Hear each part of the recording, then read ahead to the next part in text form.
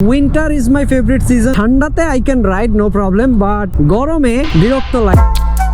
ঢাকা শহরের রাস্তা এখন দিন দিন পুরো আনপ্রেডিক্টেবল হয়ে যাচ্ছে। মানে শুক্রবার আর শনিবার নাই, রাস্তায় যে কি পরিমাণ কখন কোথায় যেমন জ্যাম থাকবে you just can't imagine.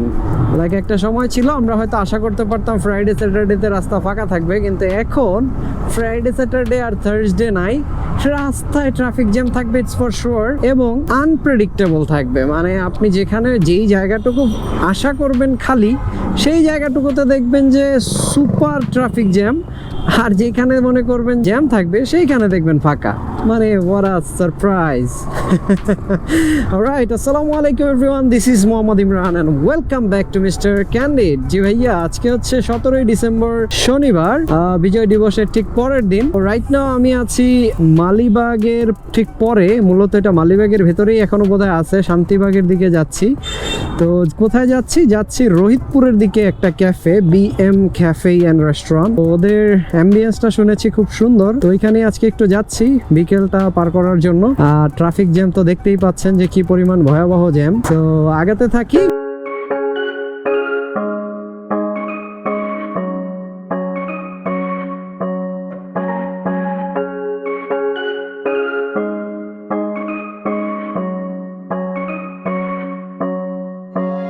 Thought it was better to wallow and swallow my pride. So আমরা পৌঁছে গেছি BM ক্যাফেতে। রাইট নাও আমরা আসলে চলে আসছি BM ক্যাফে অ্যান্ড রেস্টুরেন্টে। আসতে সময়তে মানে যেটা যে দেখলেন রাস্তায়, আসলে এই রাস্তাটায় এত বেশি সিএনজি আর এত বেশি থ্রি হুইলার্স, যেটা খুবই ভয়াবহ এবং হচ্ছে একটু বিরক্তিকর। বাট এখন এই সাইডটা আসার পরে now it's feeling good, cause like এই জায়গাটা একটু গ্রিনে ভরা, চারপাশটা সবুজে ভরা, যেহেতু এটা আসলে গ্রামাঞ্চলের ভেতরে পড়ছে। জায়গাটা সুন্দর, মানে সিমসাম ভালোই, খারাপ না। চলেন আপনাদেরকে একটু বিরলের মাধ্যমে দেখা দিই।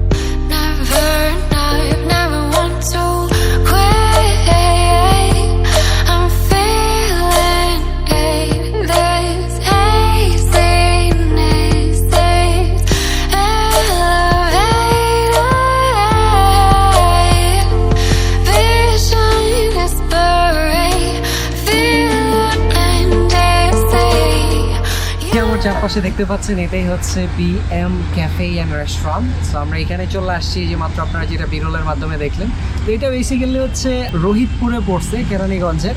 খুবই সুন্দর একটা জায়গা। এই যে আমি যে জায়গাটায় আছি, চারপাশে যদি দেখেন ভেরি বিউটিফুল, আর গ্রাম্য পরিবেশ হওয়াতে খুবই ভালো লাগতেছে। শীতের আজকের ওয়েদারটাও খুবই মিষ্টি, কারণ না বেশি ঠান্ডা না বেশি গরম, একদম মাইল্ড মৃদু একটা ওয়েদার। সো ভালো লাগছে। চারপাশে হচ্ছে ফসলের ক্ষেত, আর সূর্যটা একটু দেখাই আপনাদেরকে।